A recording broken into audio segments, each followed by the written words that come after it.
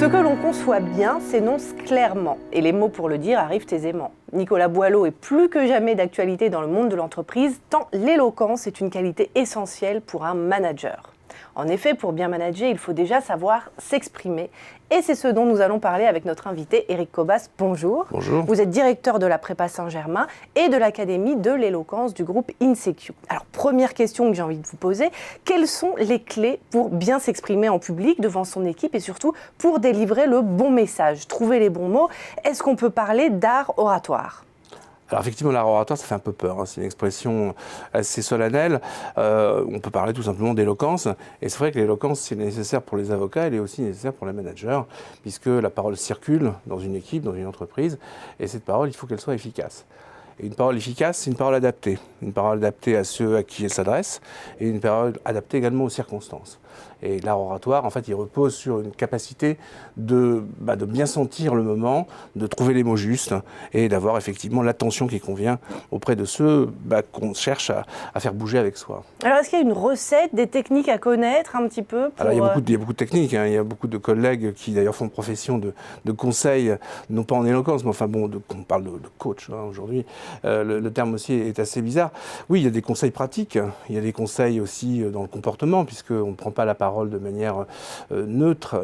Il y a tout un dispositif, et ça date depuis l'Antiquité, puisque dans l'Antiquité, il y avait 5 piliers de l'éloquence qui mettaient en scène la mémoire. Il faut avoir à présent à l'esprit ce dont on veut parler, il faut avoir des formules, être capable d'inventer, il faut être capable d'improviser, mais aussi d'incarner ce que l'on dit, parce que l'art oratoire, c'est aussi quelque chose de physique. D'ailleurs, c'est une discipline qui associe assez étrangement et de façon inédite à la fois l'engagement physique et l'engagement intellectuel. En fait, il faut quand même penser à ce que l'on dit.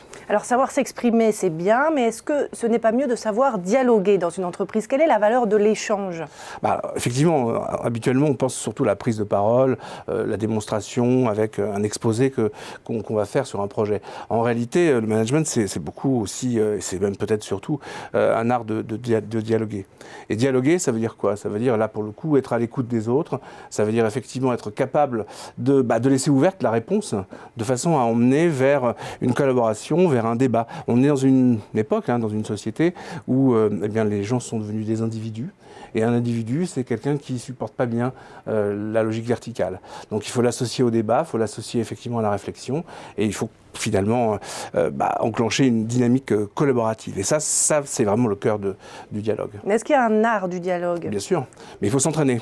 L'art du dialogue, ça suppose à la fois d'être attentif à ce qu'on dit, mais d'être encore plus attentif à ce que répond l'autre, sans avoir aucun préjugé de sa réponse. La plupart des questions qu'on pose en général, parfois, y compris chez les journalistes, ce sont des questions qui sont formulées de telle sorte que la réponse est déjà finalement dans la question.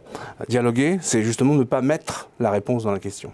Et quelle est l'importance du vocabulaire? Est-ce qu'il y a des mots à privilégier, des formules plutôt que d'autres? Ce qu'on essaye de faire aussi dans cette académie, c'est de redonner le goût des mots. Parce que un bon orateur et un bon manager, c'est celui qui trouve les mots. Alors, des mots simples, mais aussi parfois des mots percutants, des mots aux sonorités cocasses. C'est celui qui trouve aussi le moyen de sortir un peu du discours convenu, puisqu'il y a une sorte de prêt-à-penser managérial avec des formules qu'on trouve partout dans tous les articles et qu'on répète sans forcément savoir toujours ce que ça signifie. Donc, il trouvera les mots simples, les mots crus parfois, les mots efficaces, les mots que tous peuvent comprendre sans aucune équivoque. Donc, ça suppose vraiment de retrouver un goût des mots, une passion des mots et une passion effectivement donc de la communication en fait.